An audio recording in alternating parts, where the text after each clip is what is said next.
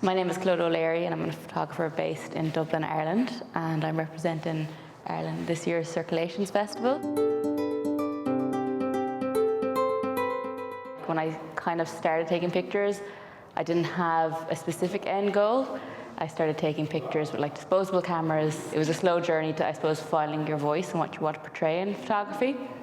So yeah, there wasn't a clear route for me. I actually work in healthcare.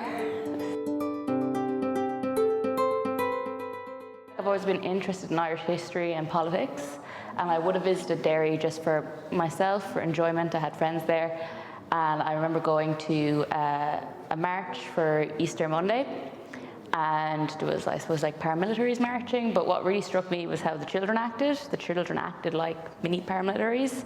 They covered their faces, they were suspicious, questioned why I was there, who am I, and it kind of made me reflect on, when I was that age, how I felt about adults. I didn't feel suspicious of adults or new people, for better or worse, but they were. When the Troubles ended in 1998, children, well, officially ended, children born on or after it were called ceasefire babies because they were assumed that they would kind of grow up in relative peace and they wouldn't be affected by the babies and there'd be a change.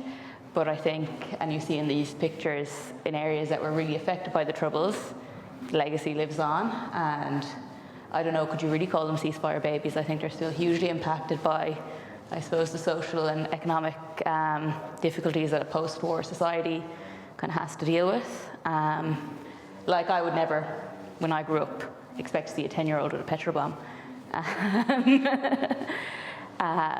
When I saw the police when I grew up, I felt like I could ask them for help, whereas some of these communities are affected even more by this because they can't go to the police because there's that divide there. So they're dealing with a lot before, I suppose, they can be called the ceasefire babies that people wanted them to be. I find Derry is quite politically progressive. I know there are still huge, I suppose, scars from their political past, but when it comes to a lot of political issues, Derry is, it has a great community, it's very progressive. And you can see it in the young people too, when you speak to them, they talk politics in a big way, whereas when I was that age, I've thought about cartoons. So they are quite insightful. I suppose these are the children that are going to be most affected if we get a united Ireland. If that does happen, how it's going to affect them. I suppose they're technically part of the UK, not Ireland. They're over the border. So these would be people from Republican backgrounds rather than Loyalist backgrounds. In Derry, Republicans would be a lot more, I suppose, socialist in their views. They would support causes such as Palestine. They, would be very anti-imperialist, which I find would be something I would relate to as well. Whereas, I suppose the other groups that you might find in Derry that are highly politicised would be loyalist, which would be quite pro the British government and pro-Israel, things like that. So in terms of that, I felt it was an easier area for me to slot into, and it really told a story I'd like to tell more. With the Easter Rising, I suppose it's just more notable there. It's illegal there. We can have them in the Republic. And they are celebrating the Republic, but they're monitored by police, and that's why the children have the petrol bombs and things, because it's an illegal event, because obviously they're under British territory. I want to be careful answering this one because I don't live in the north.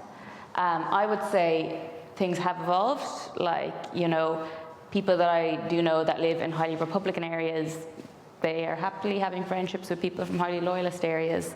And obviously there's no active conflict, but it's still there, there's trauma still there, it comes up in conversations.